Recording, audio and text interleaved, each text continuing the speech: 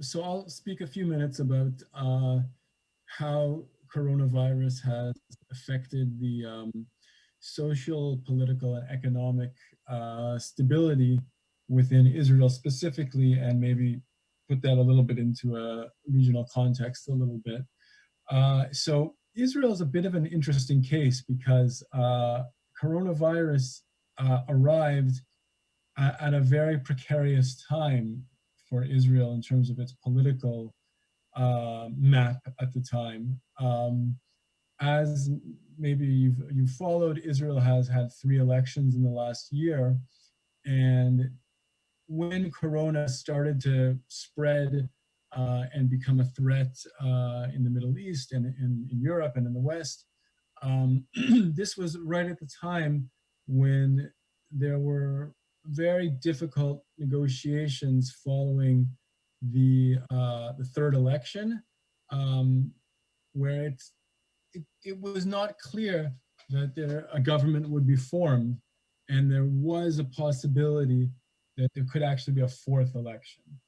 And ironically, in some ways in Israel, coronavirus actually brought about political stability in some ways because it gave the the politician, the head of the blue and white party, Benny Gantz, the impetus or the excuse, some may say, to basically um, renege on his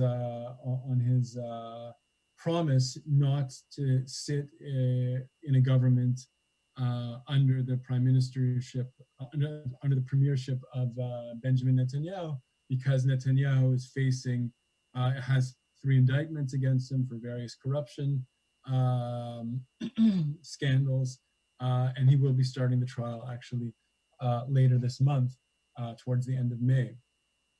But because there was an emergency situation, or at least a supposed emergency situation, Gantz was able to, or decided to basically give in on that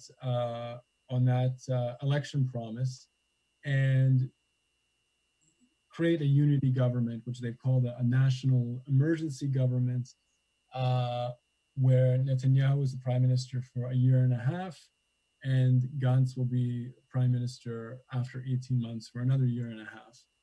We'll see if that actually happens. There's a lot of skepticism whether that rotation will actually take place.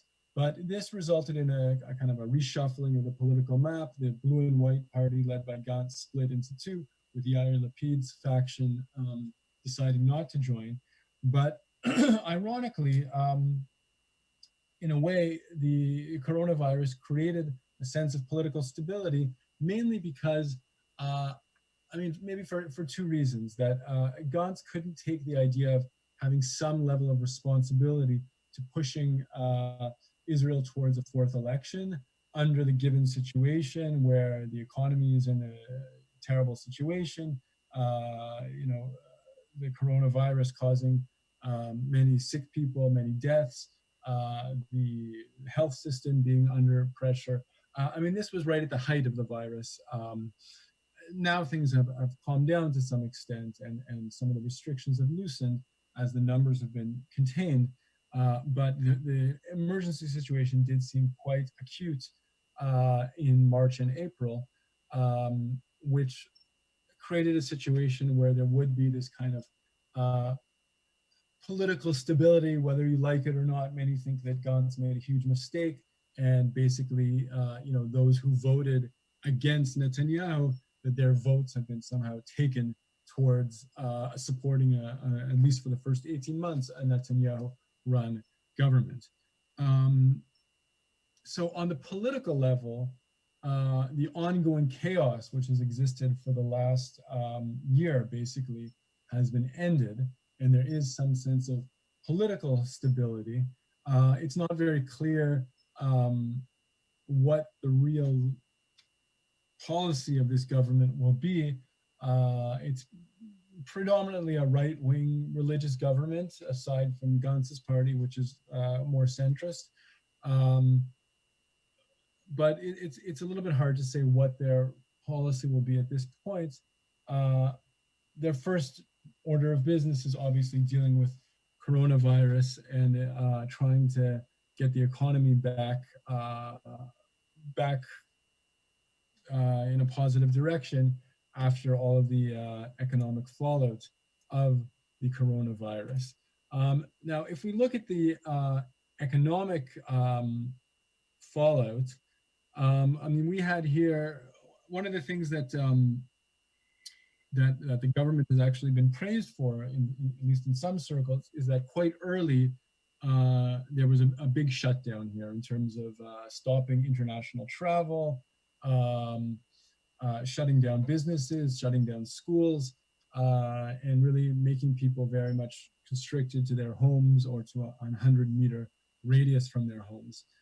And everything was very much shut down for quite a period. Now they've been opened up, but of course this has had a massive effect on the economy. And the fallout of this is not, we haven't reached the end of it. Obviously, this will last for, for a period of time. There are forecasts that approximately 70,000 businesses in Israel are forecast to close by the end of the year, which is quite an astounding number. Specifically, small businesses are being affected drastically. Definitely, I mean, Israel is to a large extent a service-based economy. So all of these kinds of service-based industries like restaurants, the tourism industry, hotels, and everything that's associated with that have been deeply, deeply affected by coronavirus. And it's very hard to see how this will end in terms of the long-term effect on the economy. There has been, there are grants being provided for small businesses, and a lot of people approximately 1 million people are now on unemployment insurance. This is a country of only 9 million citizens. So it's quite astounding in terms of the economic ramifications. But Israel, it does have a reasonable social security safety net, where even if the bureaucracy is taking time, and people are quite frustrated by that, I think that the social security system will allow people to survive this period, even if many businesses will go under and people will have to sort of rethink their economic possibilities. I don't personally foresee the economic instability causing political instability. I don't see a situation necessarily where people will, take to the streets and call for an overthrow of the government. It's not really in our DNA. Like maybe there have been in various surrounding countries, like with the Arab Spring and issues like that, where socioeconomic policies or corruption and these kinds of things cause people to depose of a government or a president or a leader. I don't see that happening here. People may take to the streets and demand various benefits, but I don't see it getting out of control. In terms of, let's say, the geopolitical situation, in many ways, the coronavirus has resulted in at least temporarily, a kind of a safer security situation. This is not necessarily just the case in Israel, but there's been, less terrorism, less missiles being shot from Gaza and this kind of thing, or there haven't been any really in the last while. And I think that this is part of, in a way, a global trend. We've seen similar kind of quote unquote ceasefires in various other locations where various countries and states and even non-state actors are busy dealing with their own internal issues and not interested in getting involved in any kind of armed conflict. Now, there is something that's not related to coronavirus, but we'll see if maybe it is affected by coronavirus, which is the quote-unquote Trump deal of the century, which Israel is, at least Netanyahu, is pushing the new government to bring about legislation come July, where settlements in the West Bank and the Jordan Valley would be annexed to Israel. Secretary of State Mike Pompeo the U.S. Secretary of State was just here yesterday and discussing these issues with our political leadership. This can lead to various scenarios. It's very hard to say, but the worst possible case scenario is massive civil unrest among the Palestinians, strong condemnation, if not even worse, from Arab countries that have peace agreements with Israel, specifically Jordan. There is a possibility of even talk about a cancellation of the peace treaty. And it's very hard to say how this will pan out, but it's definitely a potentially explosive issue that could impact Israel's relations with its neighbors on a geostrategic level.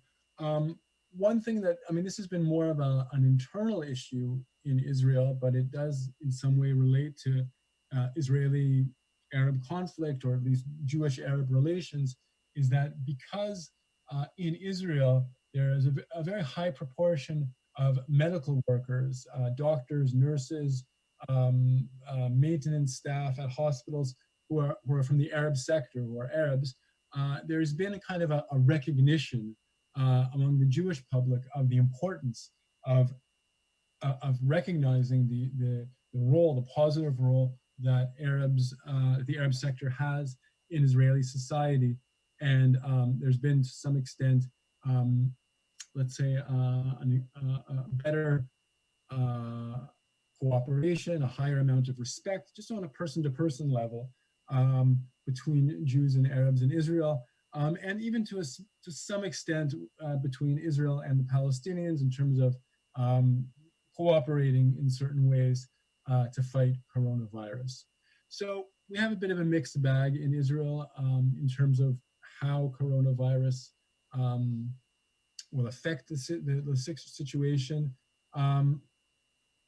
The economic situation is going to take a while to recover. Also, Israel is very much an export-based economy in terms of exporting to Europe and to other places, be it high tech, be it agriculture, and so forth. So this is obviously extremely affected by transport and movement issues that have been impacted by Corona. So the economic picture does look somewhat bleak, but politically things will probably be rather stable here, at least from a perspective of the impact of coronavirus. Thank you for listening.